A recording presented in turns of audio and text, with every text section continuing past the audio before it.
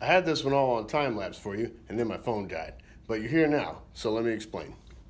All right, so right here, I've got this kind of color coded by breakdown, color code breakdown here.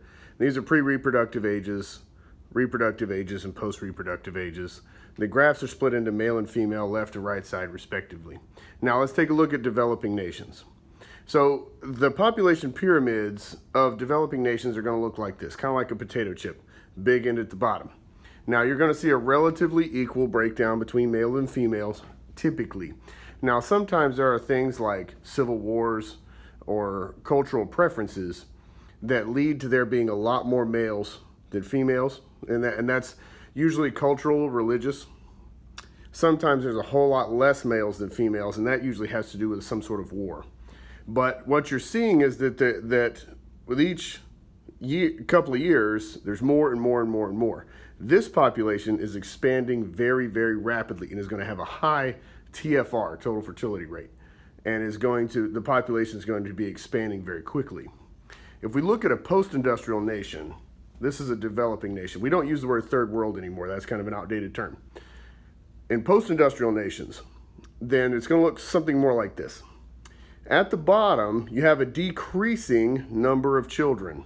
And there's a lot of reasons for that. For whatever reason, then having children is no longer popular or is no longer feasible for some reason.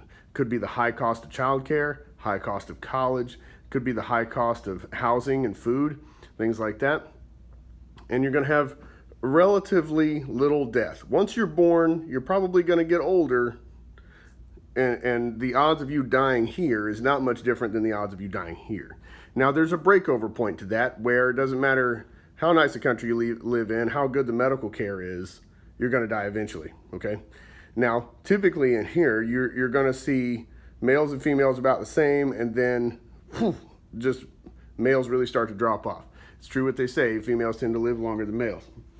But anytime you see it decreasing at the bottom, even staying the same, that population is essentially flatlined.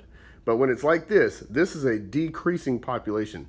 And there are countries today, Germany, Japan, for instance, where people are focused on their careers, people are focused on college, particularly women. In these countries, you see equal rights for women. Women are just as able to invest in their college and in their career as men are, and they don't necessarily have to be married or bearing children to be, that's not necessarily their role in life, okay? And so a lot of women just choose not to have children at all. Well, also, a lot of times in these countries, then putting a kid through college is really, really expensive. Having a big house full of kids is very, very expensive.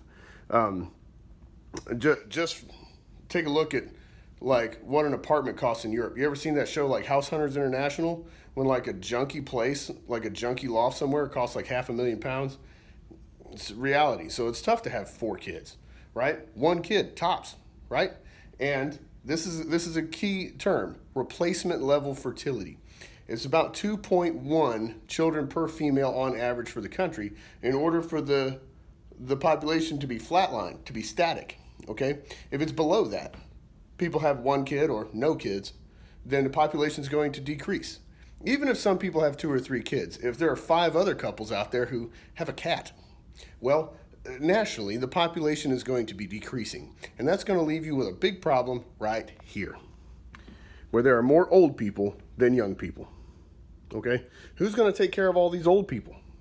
Financially, even if you just pay your taxes here and you just make it the job of the government to take care of old people, well, there's fewer and fewer people working, okay?